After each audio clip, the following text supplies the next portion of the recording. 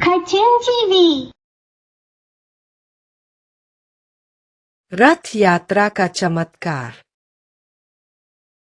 बहुत समय पहले की बात है। उड़ीसा राज्य के एक छोटे से गांव नलिया में एक गरीब लकड़हारा रामू अपने बूढ़े माता पिता के साथ रहता था। उनका जीवन बहुत ही सादा था। मिट्टी की झोपड़ी, एक पुराना चूल्हा और एक टूटी सी खाट। लेकिन उनके दिलों में एक अनमोल चीज थी, आस्था और भक्ति। रामू रोज जंगल से लकड़ियां काटता, गांव में बेचता और उसी से अपने माता पिता के लिए 2 समय की रोटी जुटाता। बहुत मेहनत और गरीबी के बावजूद रामू कभी दुखी नहीं होता था, क्योंकि उसे विश्वास था भगवान जगन्नाथ सब देख रहे हैं। जब समय आएगा वो मेरी सहायता करेंगे।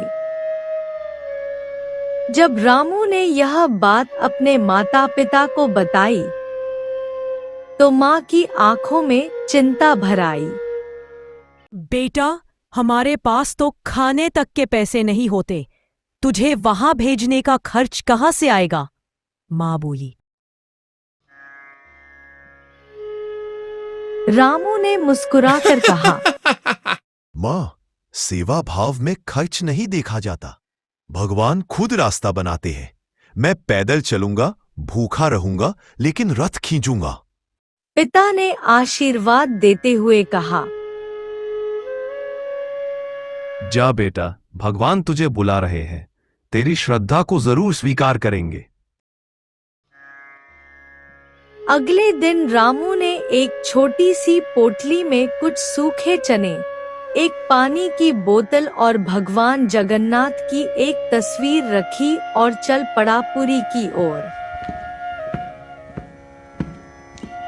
रास्ता लंबा था, करीब 200 किलोमीटर, लेकिन उसका हौसला मजबूत था। रास्ते में कई कठिनाइयां आईं, धूप में जलते पांव,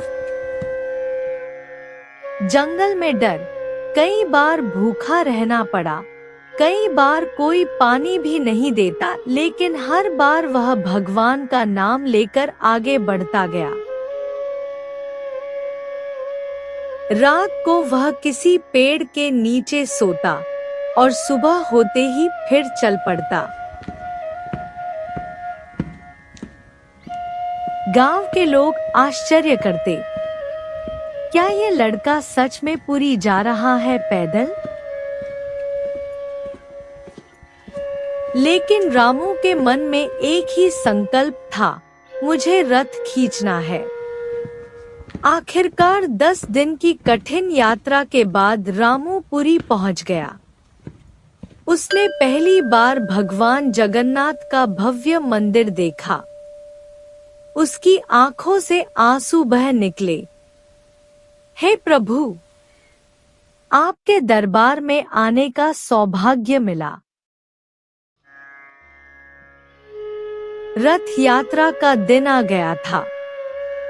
पूरा शहर भक्तों से भरा था। हर गली से जय जगन्नाथ के जयकारे गूंज रहे थे। रामू ने देखा 3 भव्य रथ तैयार थे। हजारों लोग रथ को खींचने के लिए तैयार थे। उसके मन में आशंका हुई, इतनी भीड़ में मुझे क्या सेवा का मौका मिलेगा? रामू भी चुपचाप जाकर रथ की रस्सी के पास खड़ा हो गया। वह मन ही मन प्रार्थना करने लगा, हे प्रभु, मैं केवल आपके रथ को छू भी लूं तो मेरा जीवन धन्य हो जाएगा। तभी अचानक एक सेवक चिल्लाया, अरे तुम वहां खड़े क्यों हो? आओ इस तरफ से रस्सी खींचो, यहाँ लोग कम हैं। रामू दौड़कर रस्सी पकड़कर रथ खींचने लगा। उसके चेहरे पर आस्था का तेज था। शरीर थक चुका था, लेकिन मन में खुशी की लहर दौड़ रही थी। भीड़ में किसी को पता भी नहीं चला कि एक गरीब लकड़हारा भगवान के रथ में सेवा कर रहा है, लेकिन भगवान जान रहे थे। जब यात्रा समाप्त हुई तो रामू मंदिर के पीछे वाले हिस्से में बैठकर आराम कर रहा था। तभी एक पुजारी वहां आया और बोला, बेटा, भगवान जगन्नाथ ने आज तुम्हें देखा। उन्होंने तुम्हारी सेवा स्वीकार की है। ये लो प्रसाद, चंदन और भगवान की एक छोटी मूर्ति। इसे अपने घर ले जाओ। रामू की आंखों में आंसू आ गए।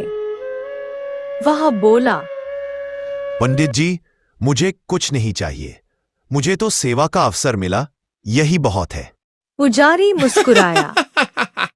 जब कोई स्वार्थ के बिना सेवा करता है, तब भगवान उसे बिना मांगे ही सब कुछ दे देते हैं।